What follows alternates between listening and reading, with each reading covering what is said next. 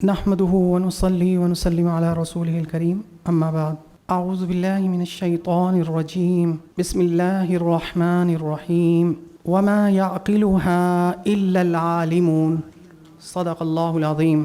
محترم ڈاکٹر عمیر محمود صدیقی صاحب حفظہ اللہ، مفتی محمد اکرام حسین صاحب، ڈاکٹر پروفیسر مہربان باروی صاحب، ڈاکٹر محبوب الحسن بخاری صاحب، مفتی منور صاحب اور دیگر احباب، قابل قدر علماء کرام، اساتذہ کرام، مہمانان گرامی اور عزیز طلبہ، اسٹوڈنٹس، السلام علیکم ورحمۃ اللہ وبرکاتہ۔ میں ایک طالب علم کی حیثیت سے آپ کے سامنے کچھ اس حوالے سے جو ٹاپک دیا گیا ہے کچھ عرض کروں گا۔ یہ ایک چونکہ یہ کورس ہو رہا ہے یہاں پہ، تو اگر کوئی باتوں کا آپ کو اس تاریخ کے حوالے سے اگر کچھ فردر ریڈنگ آپ چاہتے ہوں تو یہ کتاب کلیئر کرے گی، ہیلپ کرے گی آپ کے کانسیپٹ کو کہ تاریخ اصول فقہ کس طرح ارتقاء ہوا ہے اس کا۔ تو یہ کتاب خریدنے کی ضرورت نہیں ہے، یہ آن لائن موجود ہے، آپ اس کو ڈاؤن لوڈ کر سکتے ہیں۔ دوسرا، اگر بر صغیر کے حوالے سے آپ نے پڑھنا ہو کہ یہاں کیسے ایک کرونالوجیکل آرڈر میں، یعنی تاریخ وفات کی زمنی اعتبار سے کہ کیسے یہاں کام ہوا ہے اور کون سی کتابیں، کون سا لٹریچر پروڈیوس ہوا ہے، کون لوگ اس میں انوالو تھے، تو یہ کتاب آپ کو، چھوٹی سی کتاب ہے، ہیلپ کرے گی۔ اور یہ کتاب بھی خریدنے کی ضرورت نہیں ہے، یہ آپ کو میں لنک شیئر کر دوں گا ڈاکٹر صاحب کے ساتھ، تو سب PDF میں اس کو وہاں سے کاپی کر سکتے ہیں۔ سوال یہ ہے کہ علم اصول فقہ کی ابتدا کب اور کیسے ہوئی ہے؟ دیکھیں، پہلا سوال تو یہ ہے کہ اصول فقہ کہاں سے شروع ہوا؟ پہلا اصولی اور پہلا فقیہ کا نام کیا ہے؟ تو اس کا یہ جواب ہے کہ اصول فقہ کہ جو سب سے پہلے تاریخ اسلام کے فقیہ اور اصولی ہیں وہ سرور دو عالم صلی اللہ تعالیٰ علیہ وسلم ہیں، اور آپ کے مکتب کے فیض یافتہ صحابہ کرام ان اصولوں کے اولین محافظ ہیں۔ کیسے؟ ابھی ہم اس پہ بات کریں گے۔ رسول اکرم صلی اللہ تعالیٰ علیہ وسلم کے جو اجتہادات تھے اور فیصلے تھے، ان میں اصول کار فرما ہوتے تھے، ان میں ایک میکینزم کام کرتا تھا، ان میں ایک خاص طریقہ تھا جو ایک کے بعد ایک، یہ نہیں تھا کہ ایک فیصلہ کہیں اور دائرہ ہے، دوسرے میں کچھ اور، بلکہ سب بہت ہی ویل کنیکٹڈ ہوتے تھے۔ یہی علم بعد میں غور و فکر کے بعد اس سے اصول نکالے گئے، ان فیصلوں سے، ان اجتہادات سے، اور اس کا نام اصول فقہ رکھا گیا۔ مثال کے طور پہ پہلی ایک مثال کہ قرآن کریم کے مطلق کو مقید کیا۔ ہم پڑھتے ہیں یہ مطلق ہے، مقید ہے۔ قرآن کریم میں جب یہ حکم آیا وَالسَّارِقُ وَالسَّارِقَةُ فَاقْطَعُوا أَيْدِيَهُمَا کہ سارق اور سارقہ کے ہاتھ کاٹ دیے جائیں۔ اب اس آیت میں جو ید ہے یہ مطلق ہے، جیسے قرآن کریم میں آیا کہ جو ید کا اطلاق ہے وہ پوروں پر بھی ہوتا ہے اور پورے بازو پر بھی ہوتا ہے۔ جیسے قرآن کریم میں آیا کہ وَقَطَّعْنَ أَيْدِيَهُنَّ، حضرت یوسف علیہ السلام کے حسن کو دیکھ کر انہوں نے اپنے ہاتھ کاٹ لیے، ید کاٹ لیے۔ اس کا یہ مطلب نہیں کہ ہاتھ کاٹ کے الگ کر دیے، اس کا مطلب ہے پورے کاٹ لیے۔ اور قرآن کریم میں ہی آتا ہے وَأَيْدِيَكُمْ إِلَى الْمَرَافِقِ، اپنے کوہنیوں تک دھو ہاتھ کو، ہاتھ کوہنیوں تک بھی ہاتھ ہے اور پورے بھی ہاتھ ہیں۔ جب یہ آیت نازل ہوئی اور سیاف کو کہا گیا ہوگا کہ ہاتھ کاٹو چور کے، تو اس نے سوال کیا ہوگا، پوچھا ہوگا کہ یا رسول اللہ کہ عربی زبان میں تو ید جو ہے یہ بھی ہوتا ہے، پورے کاٹنا بھی ہوتا ہے اور پورا ہاتھ کاٹنا بھی ہوتا ہے، تو میں کہاں سے کاٹوں؟ تو آپ نے فرمایا کہ اس میں حدیث آتا ہے کہ اِنَّهُ كَانَ يَقْطَعُ السَّارِقُ مِنَ الْمَفْصِلِ، یہ جو کٹے کیا ہوتا ہے، یہ جو ہم اسے کیا کہتے ہیں، گٹے جو یہاں سے کاٹنے کے بارے میں فرمایا آپ نے۔ تو اس کا مطلب ہے ایک مطلق کو مقید کر دیا۔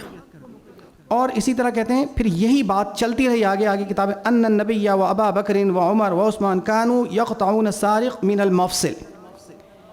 اسی طرح سے جب یہ آیت نازل ہوئی، آیت سرقہ، تو آپ نے فرمایا یہ جو لفظ ہے کہ فقطعوا، اب یہ قطع کا جو اطلاق ہے وہ کہیں ہوتا ہے عربی زبان میں، اور ہاتھ کاٹ کے الگ کر دینے پہ بھی ہوتا ہے، یہ ایک مطلق ہے دونوں چیزوں کے لیے۔ اب سوال یہ کہ وہ کیا کرے؟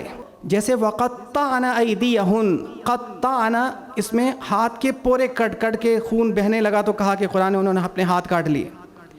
اور اسی طرح سے ہاتھ کاٹ کے الگ کر دینے کو بھی اس میں کہا جاتا ہے قطع کر دینا۔ تو آپ نے ہاتھ کو کاٹ کے جدا کر دینے کا جو حکم دیا اس سے پتہ چل گیا کہ اس کا کیا مطلب ہے. بس یہی بعد میں ان کو دیکھ کر غور و فکر کر کے انہی کا نام اصول فقہ رکھا گیا کہ ایک مطلق کو مقید کر دیا گیا کہ اس کا کیا, بہت سارے معنی میں سے کوئی ایک معنی متعین کر دیا گیا. عربی زبان کے بہت سارے معنی میں سے ایک معنی کسی خاص موقع پر اس کو متعین کر دیا گیا. جب ہم بات کرتے ہیں اسلامی قانون کی تو شاید ایسا لگتا ہے کہ جب اسلامی قانون آیا ہوگا تو شاید سب کچھ بدل کے رکھ دیا ہوگا, ایک بالکل نیا سسٹم, ہر چیز. جیسے اس کمرے میں اگر کوئی نیا نظام آ جائے تو اس کی کرسیاں بدل دی, اس کے مائک بدل دیے اور ہر چیز ختم کر کے ایک نئی چیز کو لے آئے. جبکہ ایسا نہیں ہے. معاشرہ ہمیشہ سے ارتقاء پذیر رہتا ہے اور اس کے ساتھ نئے مسائل بھی آتے رہتے ہیں. ان نئے مسائل کو ہینڈل کرنے کے لیے قانون بھی ترقی کرتا رہتا ہے. اسلام نے یہ نہیں کیا کہ سب چیز ختم کر دی ہو, ایک نیا سسٹم دے دیا ہو, ہر چیز تبدیل. دیکھیں اس کے اسلامی قانون کے دو ارتقائی مراحل ہیں. ایک کو ہم شعوری کہہ سکتے ہیں, ایک کو غیر شعوری کہہ سکتے ہیں. آپ قبل از بعثت کی بہت ساری چیزوں کو اسلام نے باقی رکھا.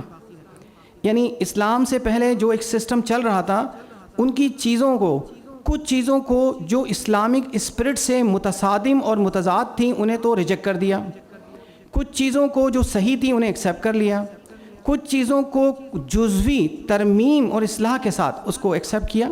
یعنی ایک چلتا ہوا سسٹم تھا, پہلے سے جو سوسائٹی کے سسٹم چل رہے ہوتے تھے ان کو ہی موڈیفائی کیا بہت ساری جگہ پر.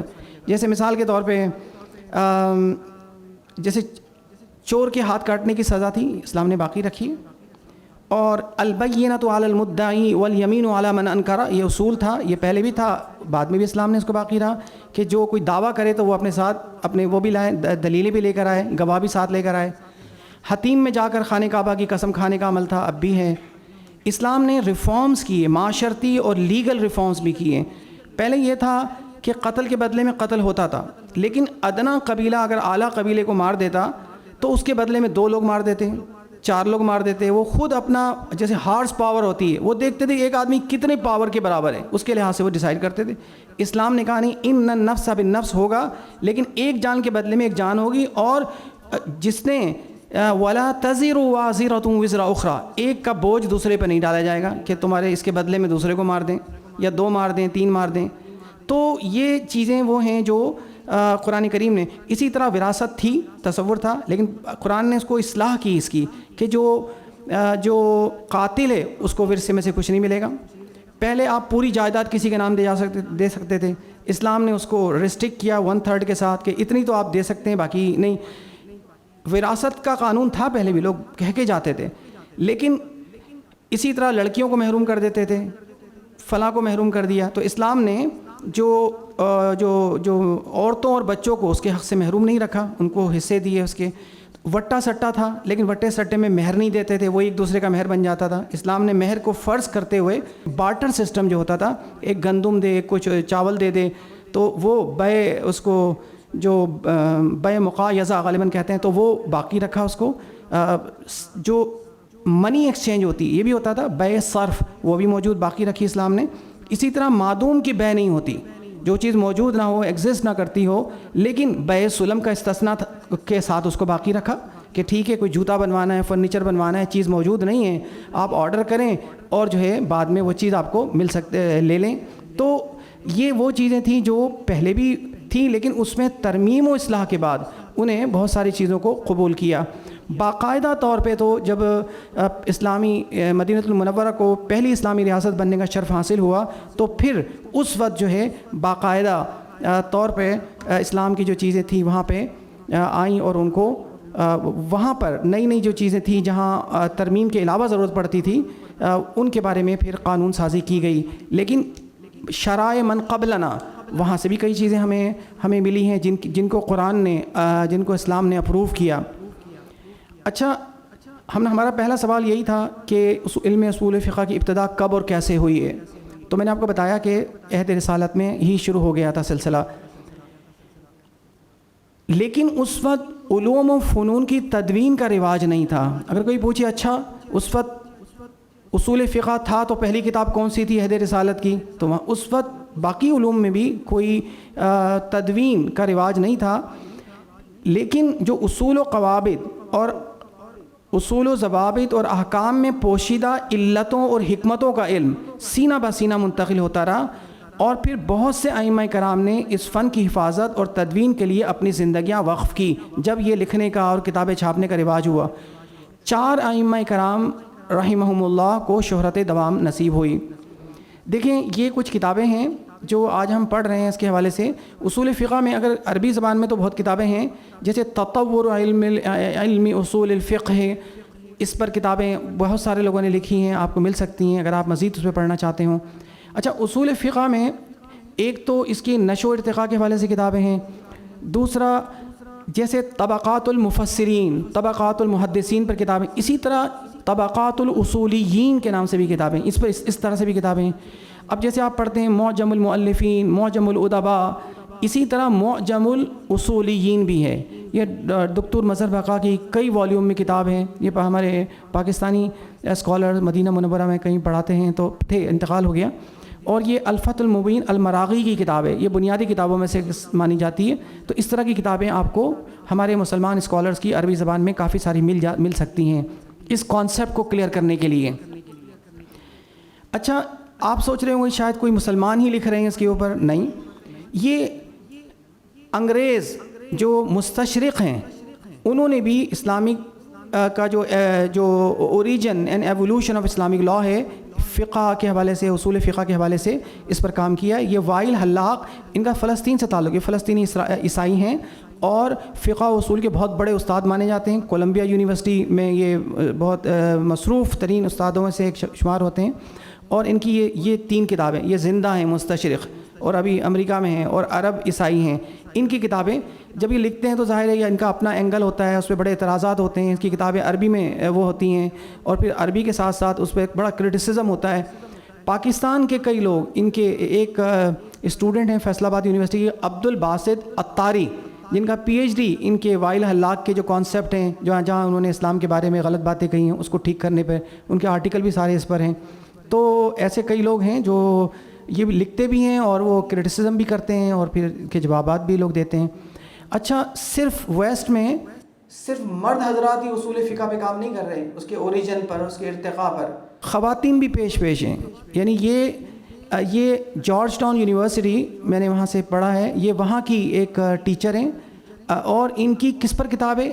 پہلے جی آپ دیکھیں، المصلحہ فی الفقہ الاسلام المعاصر، اور اس کے بعد دوسری جو کتاب ہے ان کی مصلحہ، جو مصالح اور مصلح مرسلہ جو ہے، المصلحۃ المرسلہ، جو ہمارے یہاں اصول فقہ کے مختلف فی جو ادلہ میں سے ایک ہے، جیسے مذہب صحابی ہے اور الاستحسان ہے، الاستصحاب ہے.